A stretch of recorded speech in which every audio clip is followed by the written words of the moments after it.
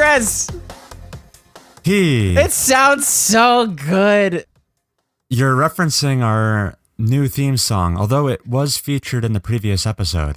Yes, this has been in the making since the single digits, right? Yes, we were receiving requests to include opening and closing music way back in the single-digit episodes. I say way back. This is only episode 13 of Mobius Tubes.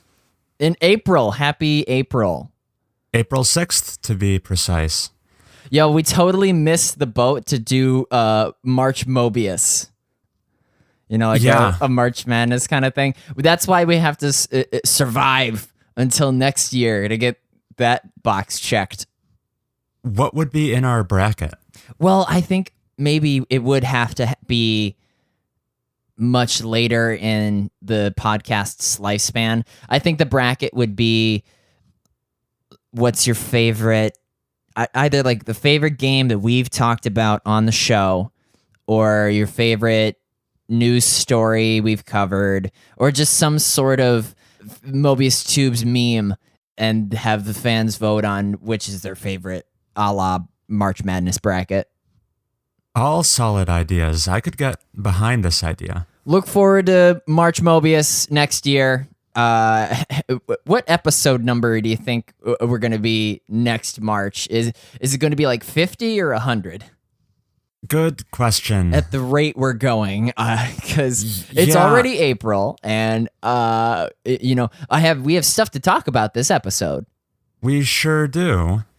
Ben, we've been targeting that weekly podcast release, but I think we've been falling short of that goal, and we might be making a transition to being a bi-weekly podcast. Whatever works. Just so listeners are aware, if my smooth, suave voice sounds a little bit different than usual, it is because I currently have partially lost my voice. Oh no. Due to doing something out of the ordinary for Chris's day-to-day routine. And I went to a bar last night and stayed there until the wee hours of the morning. It was a music blaring, people singing type of situation, and I'm fairly soft-spoken, so I had to raise my voice a lot more than usual, and the result is how my voice sounds right now. So that's just for listeners to know. What did you wear? I was wearing black stretchy jeans and an undershirt with a gray sweater with an Argyle pattern on the front. Yeah, I can see it. Did you go with coworkers or what's up? No, that was a date for me. Oh, okay. Hence the Argyle. Is that a typical the pattern of dates? I don't know. Of romance. Yeah. That's fun. Okay, more on that later, unless that was that. My voice sounds amazing because I'm running on some of that sweet amoxicillin. Have you ever taken amoxicillin? I don't believe I have. It's my favorite not penicillin prescription that I've ever taken. I'm a relatively healthy guy, Chris. How many times have you been to the hospital? Not very many. Yeah, me neither. Like we like, is that just a modern day norm, or are we just superheroes? I think our immune systems must be the stuff of legend. We got some S rank immune systems. But I went to urgent care for the first time in whatever, because I was taking over the counter stuff and it wasn't cutting it. My sore throat had lasted, like I had reached a high score with my sore throat streak. The doc gave me amoxicillin and I'm on day like 6 of that stuff and it's great. 10 out of 10 on this review show. Amoxicillin beats it. It's a pharmaceutical of the year in my opinion. So that's why you're hearing what you're hearing. And this has all happened recently? Oh yeah, I was dying almost a week ago on account of just a freak. I had like shortness of breath and fatigue, and I was like, what is going on? And so I had to do... Oh my gosh. I didn't know what it was going... until I hit this amoxicillin, and it's like, oh, we're back to Oh, 100% Heath. Big, strong immune system again.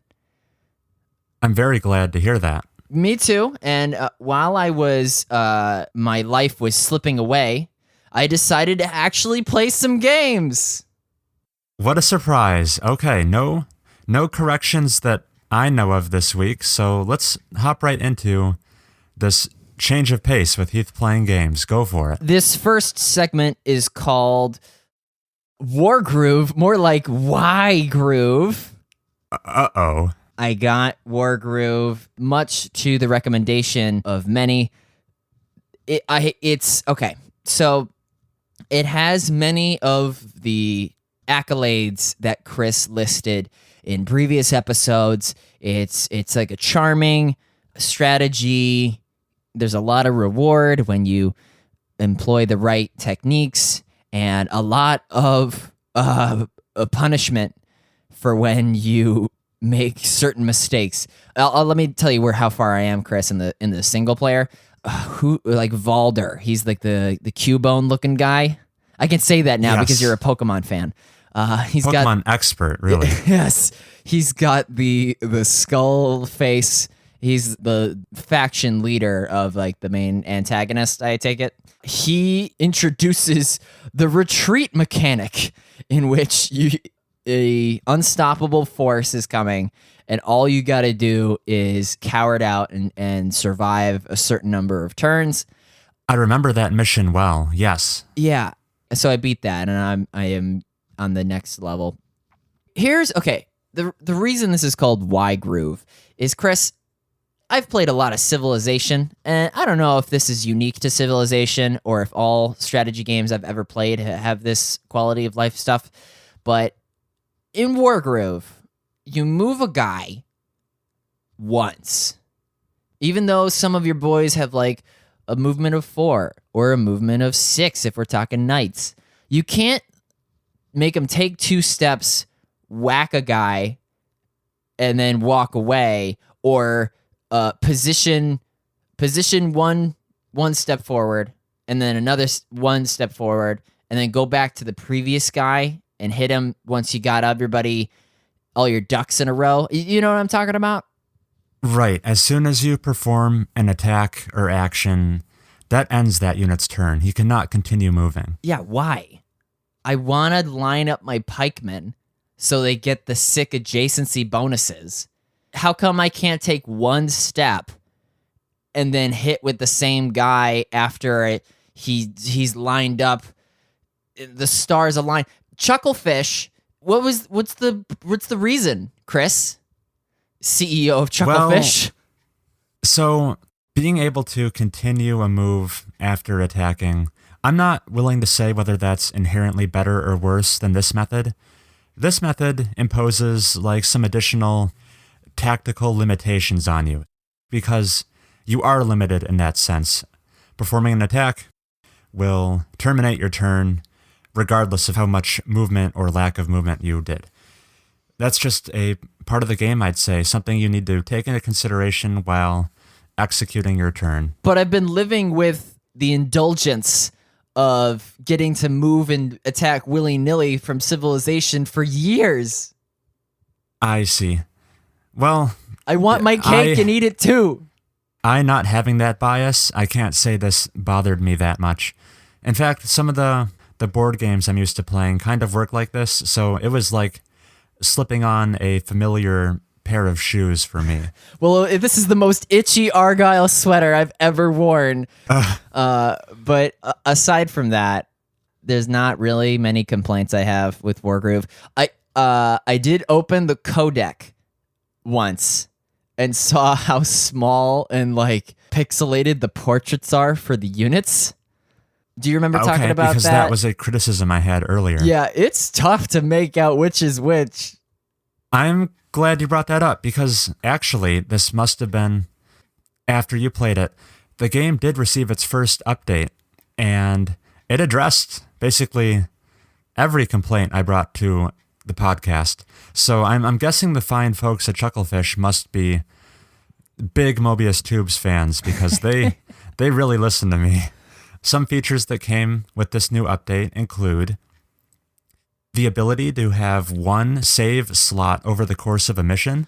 So that could potentially dampen the harmful effects of losing late in the game and having to start from scratch back on turn one. You can do one save slot maybe halfway through if you're smart about it and not lose as much progress. That codex weakness effectiveness chart you mentioned, they did improve it. At least the last time I opened the game, they had. You could like mouse over guys and it gives you a much more clear explanation. Well, good. And there was something else. Oh, this is a big one. There's now a confirm end turn button, so you won't accidentally end turn nearly as often. Really? I thought you just click like a bush and then bring up the end turn menu. That is how you bring up the end turn menu. But when I played most recently, after hitting end turn, it then gave me an OK or cancel. Oh, okay. Yeah, I haven't had that problem, but well, good of them to update. Maybe I'm just being too harsh on the codec stuff. I love having it on the Switch. That's where you have it, right? I've been playing the Steam version. Oh, okay. Well, hey, when we played that one time, it worked like a charm. It was just back and forth, no problem. Would have liked to have Discord open, but we'll do that for the next time. Were you playing while you were out and about somewhere? Yeah, I was far from my computer, so just playing on the Switch. It's so nice to have it reminds me of having a DS and just like during my breaks at work, I just whip it out and beat the whatever mission where you fight Ragna, the early game antagonist. Yes. Yeah, I would crush like 2 levels and then go back to my shift, and that's fun. That's really cool. That's not the experience I had, obviously, since I'm tethered to the PC playing it. But I'm glad you found a way to work it into your busy schedule. That's another reason why I got to play so many games that I did, is because I could squeeze in Wargroove in like the craziest of locales. Another game that I played on my Switch was Breath of the Wild. Oh my gosh, you beat me to it. My first Zelda game since Zelda 2? Right, because we determined you did not play Zelda Link's Awakening. You were playing Zelda 2. Right. So, Link wakes up from the big sleep and has to go fight the big boss, and you're allowed to go after the big boss as soon as you beat Tutorial Island. But you're not strong enough because your health is demonstrated in 3 hearts, at least at the beginning of the game. And I looked up like so there's crafting in this game in the form of like food and consumables. And I wanted to find out what was the best food just early on. So I go on a tutorial, and Link can have like 24 hearts by whatever point in the game the tutorial was in. So there's a long way that you can go, and certainly I do not want to fight the final boss right away. I'm having a lot of fun just going from shrine to shrine is what they're called. And all I have to compare it to is Skyrim, because you're literally going into dungeons and getting Fusurodas for the first 2 hours of the game. And then getting those orbs so I can get the big stamina so I can sprint for miles. Also, you need to have stamina to use the paraglider. The paraglider is the best way to traverse Breath of the Wild. It's much like... you played Brotherhood, Assassin's Creed Brotherhood, right? I sure did, yes. You most certainly at least once climbed Ezio to the top of the big Borgia castle and then flew off with Leonardo da Vinci's glider or whatever, and yes, see how far you could that. get. Could you get to like the bridge with the papal knights? You know, those fancy looking end game enemies? Yeah, I don't quite remember the map's layout. Okay, because if you sounds like something you could do, if right? you fly in a beeline, you can get just beyond the bridge with the really tough enemies and have them not detect you. And that's a hard, like, it's far. That's the kind of vibe I was getting from Breath of the Wild, because you climb up these Assassin's Creed towers to sync up there. It's a big map, so you have to climb to the tower to get the details on the map, and then your only choice is to climb down or Assassin's Creed fly. And it is so much fun to Assassin's Creed fly over just like half a dozen grunts that would take you a while to fight. It is fun to fight them. It's just a more charming version of Skyrim with less dialogue, and I can play it on the Switch, so that can go anywhere. Going back to the shrines, are those primarily puzzle-based challenges? Yeah, and it's like Captain Toad, dude. They're so easy because this game is made for children. I'm just blitzing through them. It's just a challenge to find where they are, because you have like a not-so radar. It blinks when you're like facing one, but yeah, they're like quick, it'll teach you how to use the bomb, and you have to find a way to fling the bomb over. Like, it's easier than Portal. And you get a specialty point that allows you to get another heart container or big stamina, and that's just fulfilling my big number go up, because I've seen how big your life bar can be and how much stamina you can have, and it's like, I want that. Also, there's money in this game. I know money was a lot bigger in other RPGs because you wanted to buy the house in Skyrim or the biggest sword, and I haven't really interacted with any of the merchants so far, but I have like next to no money because I'm not really fulfilling any quests that give you money. I'm only doing like shrines and Assassin's Creed towers and fighting little guys for random loot. We'll see. There's a lot to get from this game. I don't know any of the characters necessarily, because this is like my first Zelda game and whatever. But big thumbs up to Breath of the Wild. How do you enjoy the ability to climb any structure in this big open world? Because there's a very similar mechanic in Assassin's Creed Origins, which I have wrapped up by now. Big open world where, yeah, it's Assassin's Creed. You can climb stuff, most stuff actually, and it's the same case in Breath of the Wild. How compelling would you say that is? It's the freedom of choice, right? So I could run around this one town where you meet the old lady that starts the quest. It's surrounded by mountains. I could climb around this mountain if I had enough stamina and get to it kind of faster, but it might be equidistant or the same amount of time just to follow the path that leads down. There's horses in this game that I haven't gotten the chance to tame because my stamina is crap. Also, swimming is an ordeal.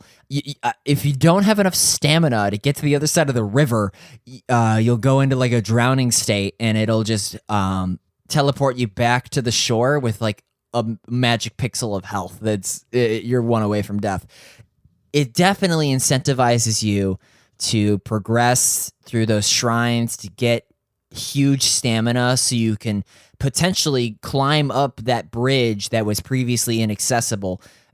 Okay, so everything is accessible. That's the point you're trying to make.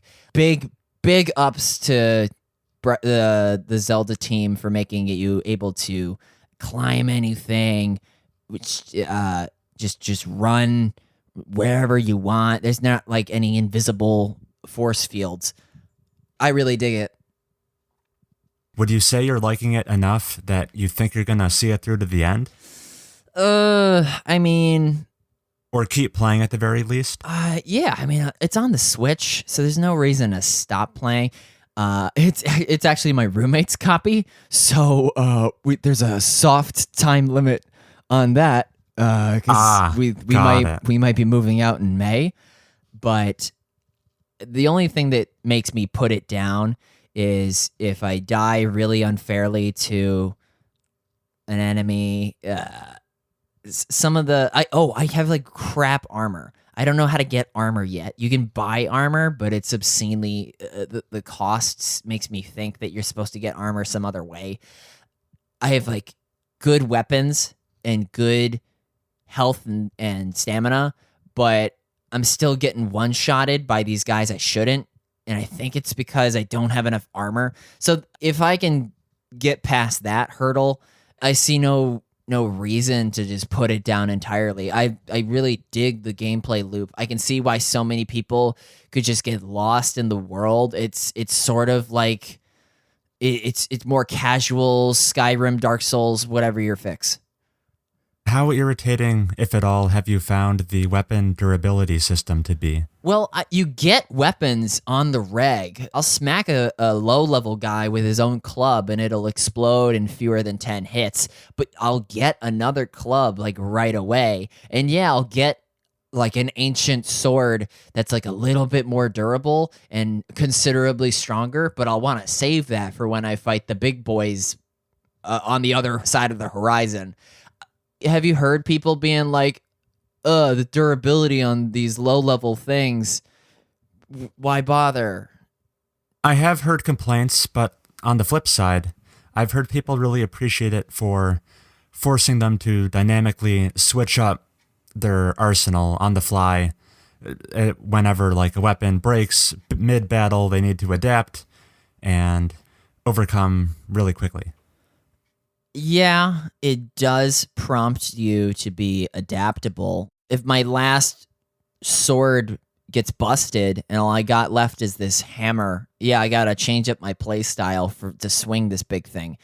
But it's not something I'm gonna bring up in my review and be like, gotta love that durability challenge. I hear you. It's just something that you gotta deal with. I'm more concerned with getting big stamina so I can fly into the sun. Icarus. No, that's Sakurai's other game, Chris. Oh, that's right. That's right. Kid Icarus. My bad. I'm not playing that. Apparently, it'll wreck your hands. The folks who played the initial Kid Icarus game have reported serious damage to their hands just from how that game is designed around the controller. Early onset arthritis from playing Kid Icarus? I have no details. All I have is anecdotes from people being like, yeah, don't touch that game. Okay. I guess you need to like use some sort of death claw grip on the controller to play it. Supposedly. Well, I'm pleasantly surprised you brought Breath of the Wild. That's a game that, mark my words, I will be playing at some point later this year, and I will report back to the show with my impressions. Good stuff. What did you play, though? Oh, okay, yeah. I guess I could take the reins. I played a couple things. Not going to dive into it too deep, but I did play some more Pokemon Let's Go Eevee, and I've beaten the third gym leader at this point. I think his name is Lieutenant Surge. He's the electric guy. Oh, wait, yes, you know what? He has a really fun before the battle gimmick, right? Or no, I'm thinking of the fire one. Sorry. Talk about your weird Pokemon impressions. His gimmick was just like looking through trash cans to find a button to turn off. Yeah, isn't that fun? Off this electric grid. It was okay. That's not the one I'm referring to. Anywho, it was only after fighting Lieutenant Surge that I realized the gym leaders' names are puns based on the element they represent. Like Misty, the water leader, like an ocean mist, and Brock is just the word rock with a B in front. I'd never picked up on that until now. What's Gary's pun? I know, I was just racing to think of one that was the exception. There's also Red. So what has increased my enjoyment of the game is it seems to be an ideal game for just burning through podcasts while I play. I mute the game, boot up my favorite episode of Mobius Tubes, sit back, and relax, which once in a while I'll find a game that's really suited to that. Big ones for me were, that's how I primarily played Diablo 3, where I played it for like 100 hours and consumed dozens and dozens of podcasts while playing. And Rogue Legacy as well was a good one for that. And I'm finding Pokemon Let's Go Eevee, since it's kind of a repetitive, grindy, turn-based game, it's very well suited to paying attention, sure, but also multitasking with a podcast. And I think I'm willing to make a bet with myself here. By the end of 2019, I will have completed Pokemon Let's Go Eevee. You don't have to. You can switch to a real Pokemon game when it comes out. It's not one I'm going to blitz through. I think I'm going to chip away at it slowly but surely while I primarily focus on other games. And speaking of other games, I brought 2 more short ones to discuss for this show that are tonally polar opposites. The first one I'll dive into. Last episode, we talked about how Return of the Obra Dinn took home the top honor from the Independent Games Festival this most recent year. Big proud of my boy Lucas Page. Is that his name? The Papers, Please guy? Lucas Pope. I don't know his name. Lucas Pope. Lucas Pope. I know my game devs. Yeah, like how Phil Fish runs Sony Studios. That's right. Anyway, so that inspired me I actually played the game that took home the Best Independent Games Festival Award from the previous year, 2017. Oh, And that game is called Night in the Woods. Have you heard of it at all, Heath? Oh, is it the cat? It is the cat game. Okay, yes. let me explain this game from my weak anecdotal impression, and then you tell Please everyone do. what it actually is.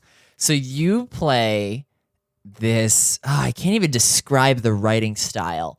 Everyone's animals, but the attitudes that they have are sort of this not juvenile. Some animals are up to no good, and there's a mystery because there's like actual crime in the universe still, even though it's the cute animals. And it's like a side-scrolling, point-and-click, talking, platforming, but there's the dialogue is that of like teens talking, sort of. This is what is it called? Night in the Woods? Into the Woods? Night in the Woods, yeah. Nailed it. Your description is, for the most part, on point, actually. What this game is, you play, as you said, everyone is an anthropomorphic animal in this world, and you play protagonist May Borowski, this cat who is in her sophomore year of college. For one reason or another, this came to the conclusion that college is not for her. She's returning back home without necessarily finishing her degree, and is trying to get reacquainted with her parents and her high school friends who she has not been in touch with for the past couple years in this very like small, isolated, kind of economically depressed town. It's really like adult themes of like coming of age. Exactly. Yes. But it's cutesy animals. This has a very striking art style where everything is almost like cardboard cutout paper. They're very like well-defined lines and very vibrant colors used, and everyone's an animal. So it's contrasting this very cartoonish art style with the dreariness and stress of mundane adult life. The opening to this game, the first several hours, it's not a super long game. I wrapped it up in approximately 7 hours from start to finish, but it has a slow burn of an opening, let me tell you. You get into this routine of going through the same cycle every day of waking up, maybe check your emails to see if any friends chatted with you. You walk downstairs, talk to mom before you head out the door. Then you kind of do a Persona-esque social link for the day. I should have said it's like Persona because you're interacting with these would-be what are they called in Persona? confidants. Confidant, yeah. Anyway, it takes the perspective of a 2D platformer, but there's no real platforming challenge here. This is not Hollow Knight. You basically, during a day, you can find your kind of side characters to interact with and find subplots to discover. I definitely missed a whole bunch of subplots.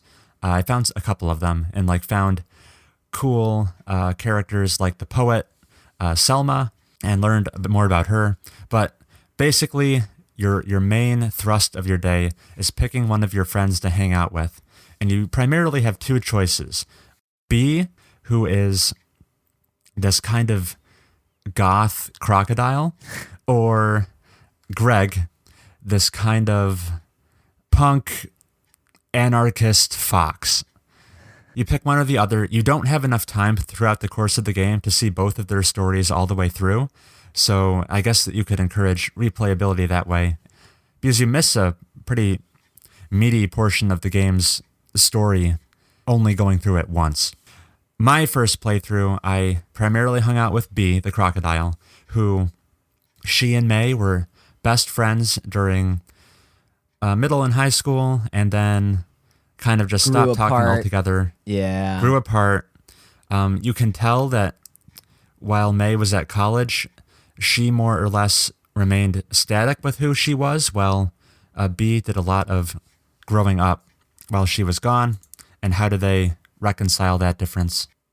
Do either of these characters have a job at home? Is one of them a cashier? Yes. All of May's friends, for the most part, have fallen into the role of working jobs. May herself is unemployed, having just arrived back home. And that fosters some tension between them or in certain relationships. It just sounds like such a sad game. It is a sad game. Definitely, there were moments where I was like, now's a good time to step away and take a break and just... Yes. I need to play a cheery game like Edith Finch. To be fair, like Pokemon Let's Go Eevee, that's definitely bursting with jolliness and cheer. So that's a good palate cleanser. But like I said, slow burn, you're repeating the same process over and over as you live out your days. A mystery does develop very early on. This is not a spoiler. Very early on, there's you find this detached body part in the middle of town. Ooh. And that's like the catalyst for the mystery. Oh, I hope it's like a reptile's tail, which just can grow back. And speaking of the fact that everyone's an animal, there's some pretty subtle jokes in there about that, which I thought were pretty funny. Like, there's one neighbor May can visit every day who's sitting on his porch, and he's always kind of upset that May's standing on his porch. He's protective of his property. And one day he threatens to call the cops on her, and she says, "You'd never do that. I once watched your cat for you while you were on vacation." Well, May herself is a cat. That's funny. The fact that they have pets is kind of funny. Yeah, yeah. And they don't acknowledge it. They don't acknowledge it. Perfect. It's very much played straight. And another example where they were talking about if it's hunting season or not, and I think it was B who said she was okay with it or something. She said it ain't murder as long as it's animals. Oh. Which is funny because they're all animals. Have the folks who made this game made any other games? I don't think so. I think it was a Kickstarter project, and they delivered it in early 2017. It's a slow burn to start. There is a payoff late in the game, and there are moments where I go, whoa, oh my gosh, I can't believe they're going there, dealing about some very, very real, relatable adult issues. Games. And then there are other moments where I go, whoa, oh my gosh, what is happening in this game? Because there is very much a moment where they pull the rug out from underneath you. And it goes to some crazy places. I was not super in love with it for the opening hours with that slow section, but by the end, I was glad I had played it. So in conclusion, it earns It's recommendation from me. I think people would dig it if they gave it a try. If any of this sounds like it's up your alley, then you would like it. If you are very much If people into liked games, Firewatch, yeah, I think Firewatch is a good good point of reference. So that was Night in the Woods. On the complete opposite end of the spectrum, I've been diving into 2 different Platinum games recently. You know how I brought Bayonetta and Bayonetta 2 to talk about. here at Mobius Tubes, we are Platinum shills. Yeah. I love Nier Automata. Although I can't say I've played any Platinum games. I hadn't either until recently. And then later this year, we're getting Astral Chain from them. So I thought... The name I forget so easily. Oh, yes, for sure. So I thought I should increase my Platinum Games street cred by going back into their catalog and familiarizing myself with a cult classic they released all the way back in 2010. I'm talking about their game called Vanquish. Okay. Does the menu for the... Okay, so this is robots fighting, right?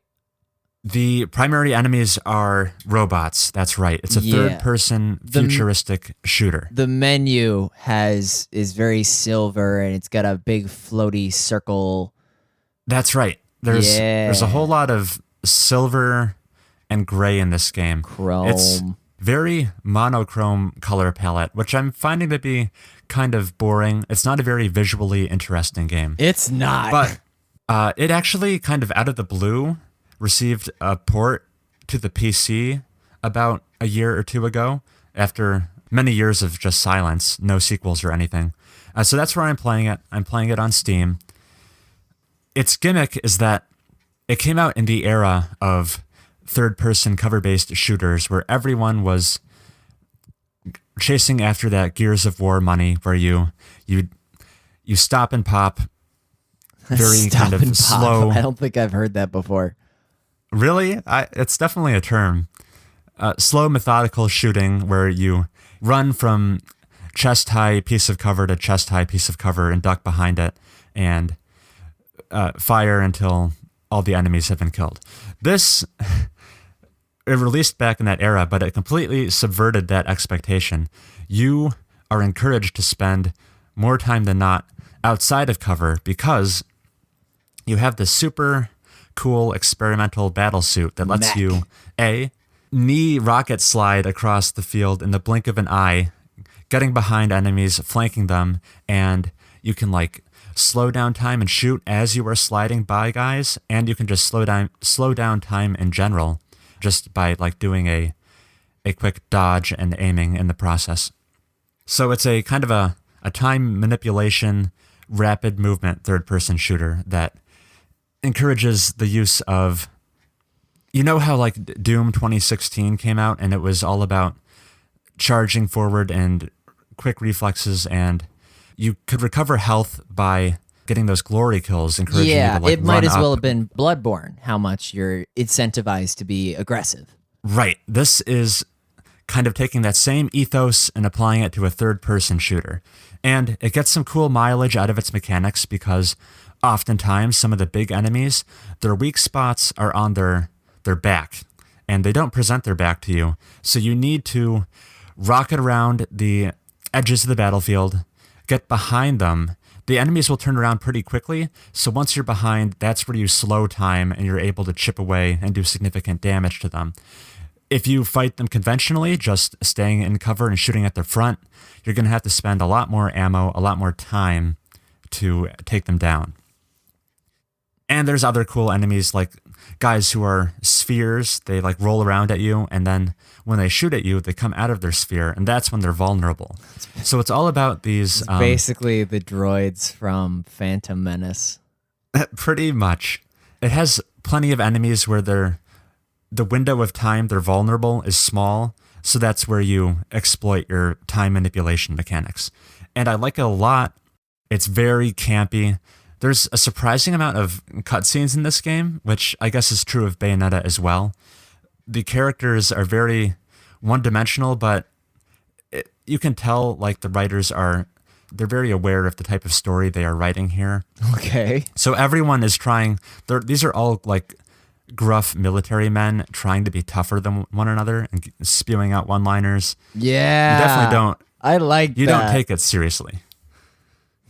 It's not going to win best narrative from the Game Developers Conference or anything, but That's what GDC stands for. Okay, because I've been reading so many tweets about GDC, and I had no idea what it stood for. I thought it was like games done cool, you know, like the speedrunning tournament. Oh man, that's a good acronym. That's really all I had to say about Vanquish. I haven't quite finished it. Also, not a very long game. I think it's about as long as Night in the Woods, 6 or 7 hours. That's funny since comparing it's so it to short. Night in the Woods. It's the Into the Woods of mech fighting third person platinum games. Exactly. When protagonist, I think his name is Sam, sits down and between different skirmishes with the robots, he debates how he could possibly continue to pay his mortgage. Who my real friends are? Is it Megatron? Okay. I also played a slidey robot third-person shooter. Wait, before you do this, Oh, is this the first time you have played more games than me? ooh, Because I only brought those 2. unprecedented, like you said. Yeah, okay. During the dead zone that was when is Heath gonna play Wargroove, I thought of a bit in which I was going to play another game that starts with war. I'm talking about Warframe. Oh, okay. You know, the games as a service, cooperative, free to play. I'm playing it on Steam. That's been going for quite a while now. Since 2013, yes. This game has existed as what would you call it? The Destiny alternative? When Destiny 2 Yeah, it definitely has pooped out and drawn. wasn't a big success necessarily as like a shooty looty. A lot of people took to Warframe because Warframe had existed and they had just kept developing it as the shooter looter game. I think the term is looter shooter. I've also heard schluter. Oh, gross. So I'm gonna recount my experience with the game with as much journalistic ambivalence as I can. You know what I mean by that? I think I'll become aware as you continue. So Go. I am greeted with a login screen that asks for my email, which is already foreign to me as a video game player, although I don't play very many MMOs or just games as a service games, so that might be the norm. I create an account and it immediately starts, you know, you're basically in this chrysalis and a space pirate comes up and he's like, you're mine. And you break out of the little goo pod and you get to pick one of 3 classes, a shooty gun sword swinging, a lightning guy, or a magnetism guy. And I just choose the shooty sword swingy guy because that is what was recommended. After I choose my build, essentially, I come out through a cutscene. It tells me, press 1 to use your ability to just slice through guys. And I'm getting pot shots by like these grunts, but they're not doing a ton of damage because this is clearly the tutorial. And I'm playing on mouse and keyboard. And I don't know how they expect me to press 1 on the keyboard while I'm WASD running toward these guys. So PC gamer Chris, Yes. do you use the numbers at the top for your like abilities, like your alts, while you WASD run in the direction you wanna? I'm most used to having the number keys mapped to like Buttons on your weapon mouse? hotkeys. I was going to say like rapidly switching between weapons, and I always prefer to change weapons with the mouse wheel scrolling that. Okay. I don't usually play games where abilities get mapped to those numbers at the top. I'm really curious if any of our listeners do, because I could not figure out how to like run up to the guy and naturally, without having to look at my hands like I'm some sort of middle-aged person learning how to type, to hit one with my pinky in the direction that I'm facing. And I tried to use the number pad that's on the right side of the computer, but then I'd have to take my hand off the mouse. So I'm just, not controlling where I'm looking while I'm executing this big space slash. So my guy is just taking big damage from these low-level guys because I can't figure out how the controls work. And then I'm like, all right, I'm going to open up the settings and try to put the slashy ability to Q or E, or a key that I can find with my left hand without having to look at it. I can't decide whether or not to change the key bindings from what they already have selected, because like Q and E are already prioritized appropriately and I don't want to mess with it too much. So I'm like, all right, I get out of the closet because I'm playing in the closet. I go grab the Xbox One controller. Okay, hold on a second. Why were you playing in the closet? It's where my computer is. Oh, okay. So I grab the Xbox One controller and I plug it in and I make quick work of these low-level guys. And then I progress to the next room and it's like, choose your weapon. And the same goes for the other weapons later in this level, where it's like, choose your sidearm. Now choose your primary gun. You have two choices in Warframe: stealth or easy. And so I chose easy, not knowing how much stealth I'd be doing in this game, because I watched this game on stream before and not really seen it as like the most take your time in the air ducts kind of game. You're running around like factories and whatnot. It's not necessarily stealth frame. It's Warframe. So I choose the easy gun.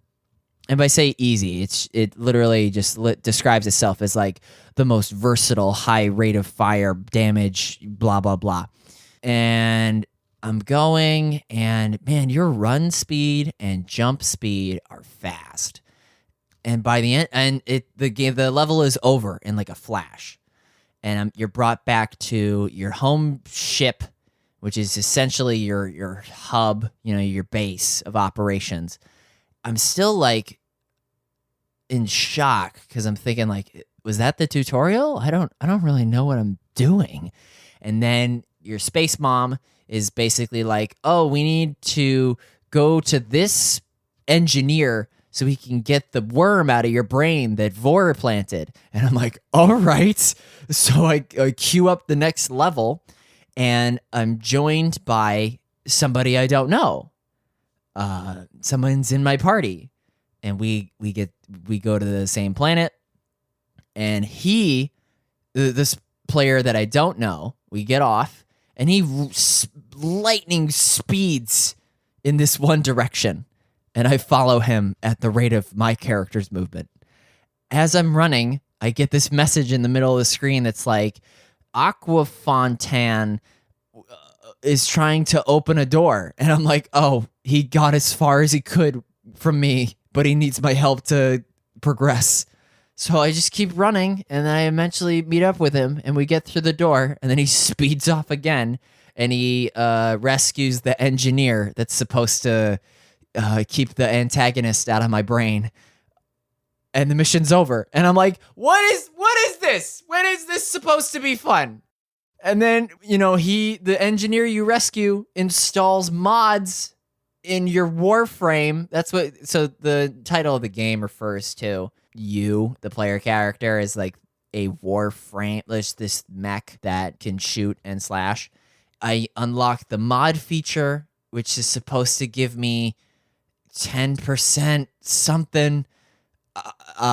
And the lady is talking and saying tutorial words, but I'm just not following. By the time it says, okay, now I gotta liberate this factory so I can find Vor's location, I put the game down. Warframe is clearly many people's jam, and I don't fault them for it, because they've clearly invested the time to understand how the microeconomy works and have invested a lot into the cosmetics of your Warframe, because you can make your space boy a very pretty space boy. But just me trying to figure out what kind of gun I'm gonna want and how to change it, change your loadout. I tried to change my loadout for like the first few missions, and it's like only one is available. And I'm like, but I wanted to try the stealth one. And it's like, nah, you're stuck with the MK Blaster Master. It's very hard for me to see a reason to continue with this game. I feel like Warframe has passed me by, and I don't think Anthem is necessarily this insurmountable entry-wise, but I'm going to resort to just watching other people play this game because I don't get much out of it. What do you think of these shooter looters? Because this is my first impression of one. I don't think I didn't play Destiny or nothing. You mentioned how you thought Warframe had passed you by, and that's kind of how I feel as well. I would just be so late to the game. How do I jump into a game that launched in 2013 that people have been playing in perpetuity since then? What kind of ecosystem would I be diving into this late? And I need to familiarize myself with all of these probably pretty mature mechanics and progression systems and subsystems. It seems daunting to me. And as a guy who primarily plays single-player games, I don't think there's enough of an incentive, especially after your damning impression, that would bring me to play Warframe. But it's one of those games where I appreciate the fact that the developers have been keeping it alive and revitalized for so many years now. I don't know if I've just been indulged in how transparent Call of Duty is and would be like, oh, 60 more headshots until you get the shark snake skin. What did I just say? Shark snake.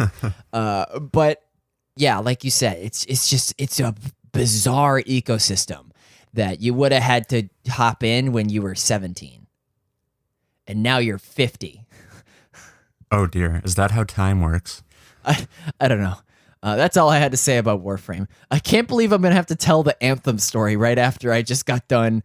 How long was I talking? Like 9 minutes? I don't know. I grabbed some coffee and went to the bathroom. Yeah, might as well take a nap. Anyway, Heath, was there anything else in your week? Perhaps a movie, or were you going to cover that later? The horror of Warframe was scary enough, but I did watch a film during this week. Quick shout out to Jordan Peele of Key and Peele and Mad TV, and now the Twilight Zone. I watched his movie Us. Oh, I should have mentioned Get Out, obviously. Did you watch Get Out or Us? I have zero familiarity with both of these films. Okay, so what's the last horror movie you've seen? I am not in the habit of watching horror movies. Me neither. I've seen some thrillers recently. I saw Seven for the first time. Oh, okay, cool. But not traditional straight-up horror anytime recently. Well, me neither. I'm not one of those numbskulls that watch The Conjuring and get spooked when, like, the most rock, paper, scissors, this is what's going to happen next, spooks happen. Jordan Peele doesn't do that. I can describe Us as me and Jordan Peele out in a field, just throwing the ball around, and him as a filmmaker being like, you know how there's like different types of pitches where you can switch it up and do like a knuckleball or a splitter. Yeah, or a curveball. At least this is what you could do in Wii baseball, the Wii Sports. Curveball, like you said. Jordan Peele is just switching it up, and he's like, how about one of these? And I catch it, and I'm like, ooh, got it. And then I throw it back, and he's like, oh, nice. And it's just back and forth of him doing like call and response in this film. I'm not going to spoil it entirely, but if you've watched Us, There's themes that have to do with those paper cutouts of like the people holding hands that you can do if you like fold a piece of paper and then cut out the silhouette and then it unfolds to have them all holding hands. It's like a big chain, right? Yes. So he'll set that up and then it'll pay off. And then he'll set up 11/11, like the time and the date. And it'll pay off. And then he'll set up, this one character is really good at, she played track. And then, this guy, the boat doesn't work well. 45 minutes later, bada bing. And then it's just, hey, Jordan, I'm dancing with him. And he's doing like this move, and I reciprocate with that move. And it's just from like an audience going standpoint. I'm handshaking Jordan Peele all the way to the credits, the same way I did with what's another filmmaker that does a really good setup and payoff. Like obviously any good filmmaker does that. Where Us compares to Get Out, I think Get Out is okay, not to offend anybody. Get Out is better than the messages in a David Cage game, meaning that David Cage will put something on the screen and be like, now you feel the injustice. Whereas Jordan Peele, will have some more nuance to it. But Get Out was definitely like, this is a social change film. Whereas Us is like, this is a horror film, but it has commentary on class and not necessarily like racially, but just the people who have and the people who have not. I've heard people talk about how Us is a really good M. Night Shyamalan movie. You know who M. Night Shyamalan is? I sure do. I love The Village. Is that his one with Mark Wahlberg? I don't know any of the actors, I'm afraid. Okay. Everyone knows M. Night Shyamalan by name, but he made really good movies and really bad movies. And you can't decide whether or not he's a genius or a lucky crackpot. But M. Night Shyamalan movies always have the mega twist at the end where it's like, oh, he's a ghost. Oh, she's a zombie. Like things like this, which is, and I'm not going to spoil Us, but the big gotcha at the end is rewarding. And I was mad when my friends didn't ask me how I felt about it, because they were just, talking about some of the more superficial stuff. I'm not trying to sound conceited, but I feel like you are. there's a lot to talk about with Us. The actors do a good job performance-wise, but you do need to turn your brain off a little bit and just enjoy the world that Jordan Peele is like, hey, let's make pretend. And you're like, okay, let me get my sword. And you hold up like the inside of a paper towel roll. And you're like, clang, clang, we're playing pretend. So hats off to Jordan Peele. Us is a good one. If you like horror films and you like sounding smart, watch the movie and tweet me what you thought. Tweet Heath the most superficial, surface level observations you could possibly make about the film. And just say, I'm not trying to sound conceited. These are just my takeaways. That was my week. Thank you for bringing that to share. We had a busy week. When we return from the break, we will be diving into a news story or two. See you then.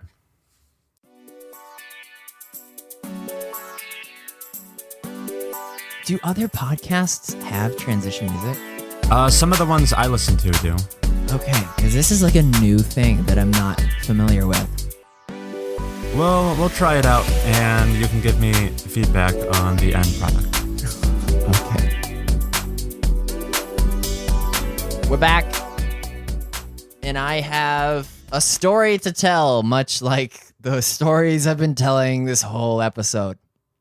Let's sit down in a circle and tune in to Heath's story. Go for it. So 4 days ago, Kotaku, the news outlet for video games, published an article titled How BioWare's Anthem Went Wrong. And not to beat a dead horse like I've been doing, I called BioWare's eulogy back in February. Yes, I think so. Yeah. So not to recycle material, but this article gives us new insights. Anthem was first teased in the mid-2012 during an E3 demo. It's 2019. So this game has been made and remade for years.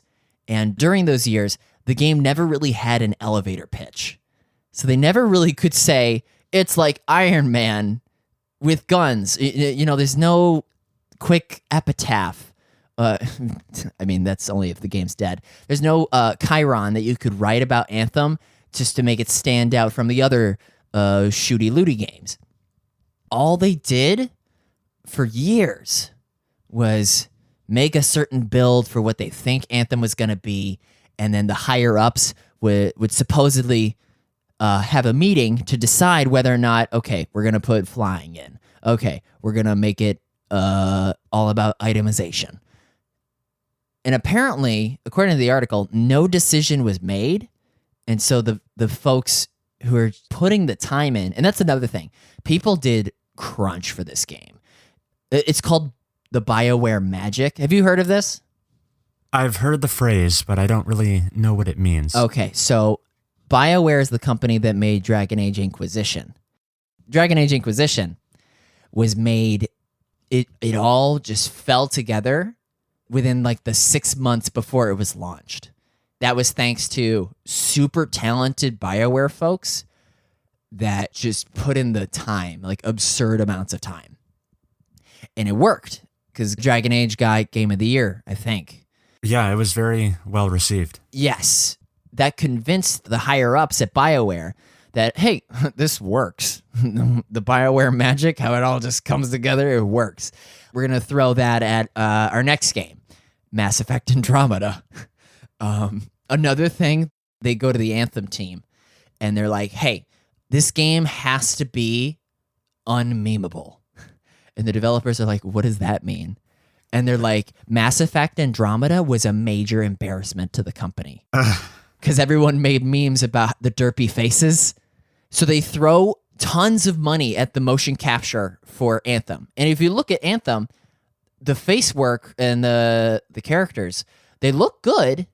Sometimes it won't make sense because the story had to be written so many times because they didn't know what the game was supposed to be. So there are characters referring to people that like aren't there. And also, there's not really any memes of Anthem. So you got what you wanted? Would you say that memes overall are a good thing for your game? Well, I guess maybe it depends on if you believe that any publicity is good publicity. It definitely takes a game and injects it into the mainstream consciousness if it gets memed a whole lot. Here's a meme that I discovered this week.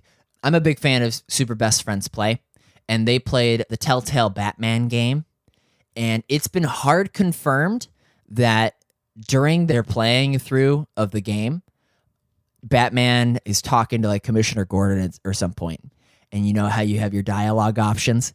One of the options was to just end the conversation by like grappling away, using his like grapple gun and just like shooting off screen, flying away, end the conversation.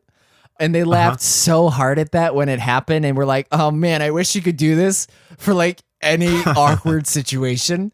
The developers saw that episode and were working on like part 8 of the game. And they were like, yo, this is gold. And they went back into the game and inserted grapple away as another option for when you're talking to that character episodes later, so that Batman could just shoot off screen and just vanish. So that was hard confirmed by Telltale, or the folks that used to work at Telltale. And that's an example of just like, even though Mass Effect Andromeda was killed by the internet, you can't design a game with the intention of it to be just this cardboard vanilla, no special spark. You need to have something to just that the internet can grab and hold on to and make up their own. You know what I'm saying? I believe so, yeah. You need something to distinguish your game from all the others out there. Just to wrap things up, Anthem died, and I say died. People are still playing it, I think. The reason it fell apart how it did was people at BioWare weren't really getting along. I think BioWare Austin came in to help, and those folks were like, we're going to get it done. We got the BioWare magic. We're the real BioWare. There was like a whole identity crisis of people like blaming certain other members of the team, being like, oh, they're just like the B team. Right. I believe the B team was kind of responsible for Andromeda. Also, I should mention Dragon Age Inquisition got canceled so that those folks could come and help Anthem, and it has been resurrected under a smaller team. What do you mean, Dragon Age Inquisition? Excuse me. I'm talking about Dragon Age 4. Okay. The upcoming one. Yeah. That was under the codename Joplin and has since been started back up again with a much smaller team under codename like Morrison. So look forward to Dragon Age 4 if BioWare can survive Anthem. You already know my stance on that. You know how there's flying in Anthem? Flying was only added to the game. It was subsequently removed, but they had nothing to show for it when the execs were like, all right, what is this game? So they put flying back in, and the execs were like, I love it. And so they had to take what they had, a game that designed around people walking, and now you have to have flying. And this is 16 months away from launch. Go. That's a pretty fundamental change. Yeah, lots of shenanigans in this whole development. It wasn't even supposed to be called Anthem. It was supposed to be called Beyond. But leading up to the game's release, EA was like, we can't get rights to the name Beyond. So now you're working on Anthem. And the developers were like, what's Anthem? And just like, I don't know, write it in, retrofit it. And so like I think the writer quit. And then they had this subsequent writer just have to make a story about Anthem. And that's why the game Anthem has terrible music, because it's not Anthem, it's Beyond. As awful and horrendous and difficult and tortured of a development cycle as this story seems to indicate, I feel like that's a lot of game development in general, even on well-received games. A book I read once called Blood, Sweat, and Pixels, a book by Jason Schreier. I think it's about 10 stories about various games' development cycles, everything from Destiny and The Witcher and Shovel Knight and even Stardew Valley. That was probably my favorite chapter. Cool. Just how all of these games, from the well-received ones to the kind of the dumpster fires, and even games that never released, like Star Wars 1313, how across the board, game development is just a nightmare for years at a time. Yeah. So good things. Yeah. We'll return back after a quick break with some more uplifting things like listener emails. Wait, before we go to the break, where is Apex? Because I've been searching Apex Legends live player count for the past few weeks, and there's been no updates, which makes me think we're still hovering around 50 million. Right, or at the very least, they haven't crossed a significant milestone since then. Yeah, but we're still on the Apex watch. The conversation around Apex seems to have died down, at least in the circles I listen to. All right. Catch you back after this break.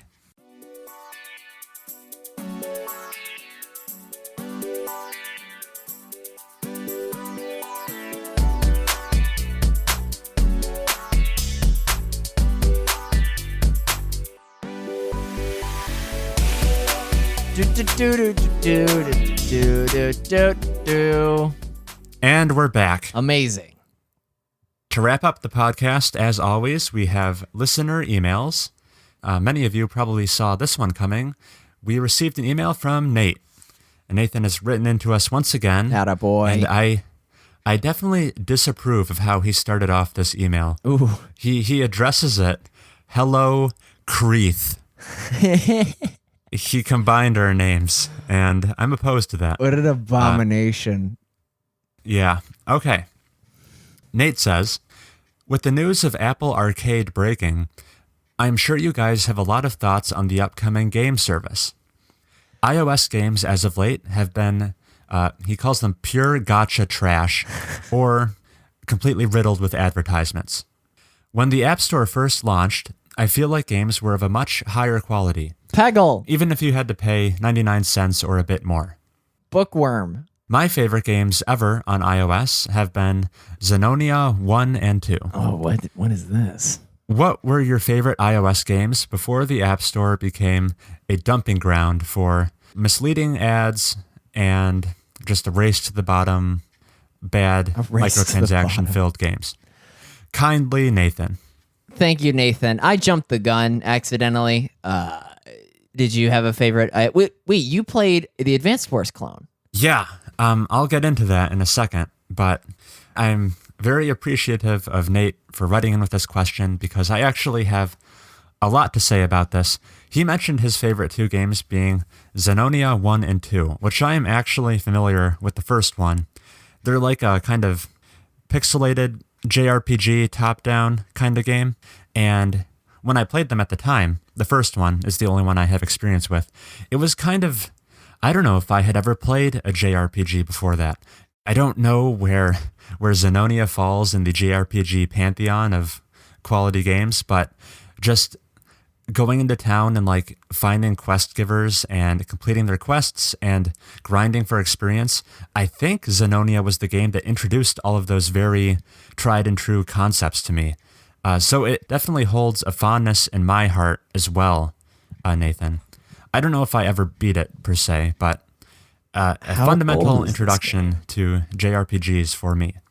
As far as my favorites of all time, I think I mentioned on an earlier podcast that for a couple years there, I was really into iOS gaming.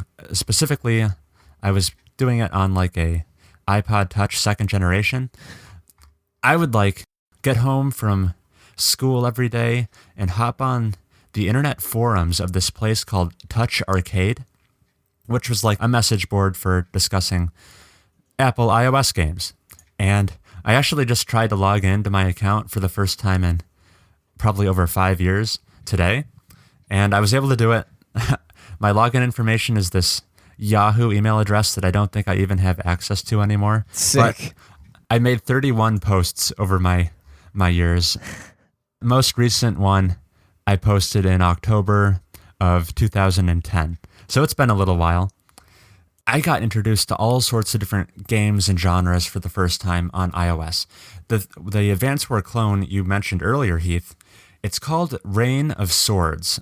It's a game that released in September of 2008. And it's very much, if you're picturing Wargroove, it has a similar aesthetic, kind of a medieval turn-based strategy game. But it's done something that I have not seen any games necessarily do before or since that I really appreciate. And that is, in Wargroove, to like continue the battle, you like recruit new units and you pay a currency, and that's how you swell your forces. And that is not the case in this Reign of Swords game. To begin a match of Reign of Swords, you are given like a budget of, I don't know, it depends battle per battle, but like 500 or 1,000 gold. And you recruit your army in pre-battle setup, where like the more elite top-tier units, they will suck up a larger amount of your budget. Well, the grunt foot soldier guys, they're cheap and expendable. You can spam them. Right. So you can totally customize this force to your liking. And it had a lot of unit diversity, like several types of cavalry, from light to heavy, to even like ranged harassing cavalry, and tons of ranged units. There's some like cool units in this game, like druids, who it's just a guy, right? But it's a druid, so he can shapeshift over the course of the game into like 3 different types of animals, Okay. each of which has its own like strengths and weaknesses. I believe there was a bear, which is kind of like a tank, and maybe there was an eagle for like very fast mobility, and you can like change it on the fly. So like a druid was a very flexible unit. You had wizards in this game with different spells that suited different kind of tasks. Man, I love this game. It got a sequel as well, Reign of Swords 2, a year or 2 later. However, I think the developer of this Reign of Swords game completely went under. They no longer exist. And I'm not sure if you can even acquire these games anywhere at this moment in time. They've kind of been lost to the sands of time, which is unfortunate. You can find some gameplay on YouTube, but I don't think you can like legally purchase these games anymore, which is a tragedy, and game preservation should be taken seriously. In addition to that, you're going to find this very amusing, Heath, I'm sure. Am I? The majority of my time spent playing Call of Duty Zombies happened on the iPod Touch. Weird.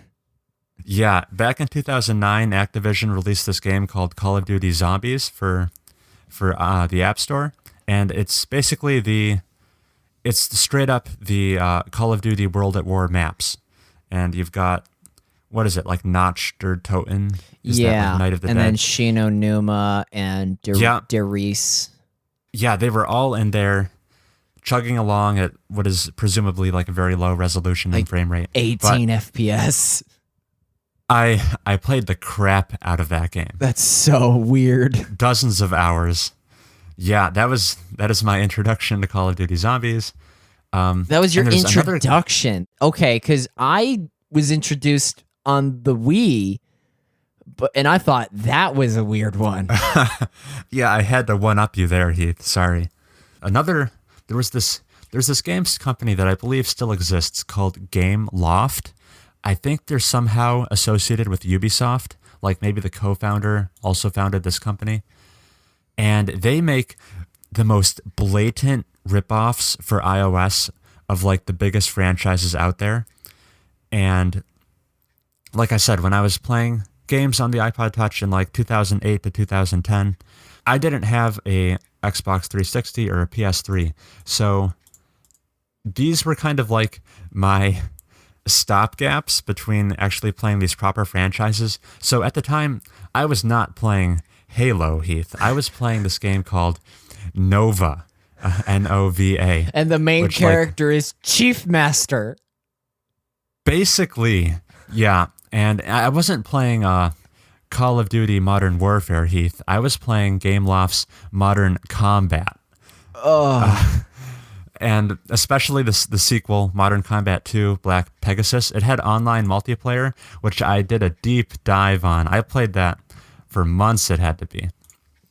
And I didn't play God of War. No, I played Hero of Sparta, which these are, the titles alone should tell you how cheap of a knockoff these games are. But at the time, it's what I had. Beggars couldn't be choosers.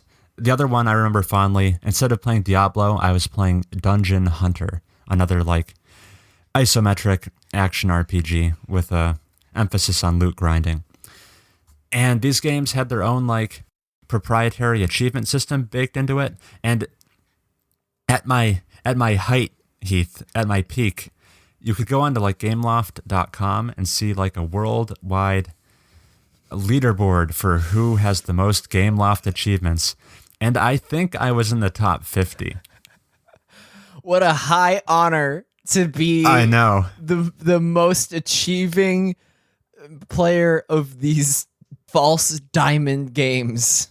Yeah, I wasn't playing like the most prestigious lineage of games at the time, but I had a fun while it lasted.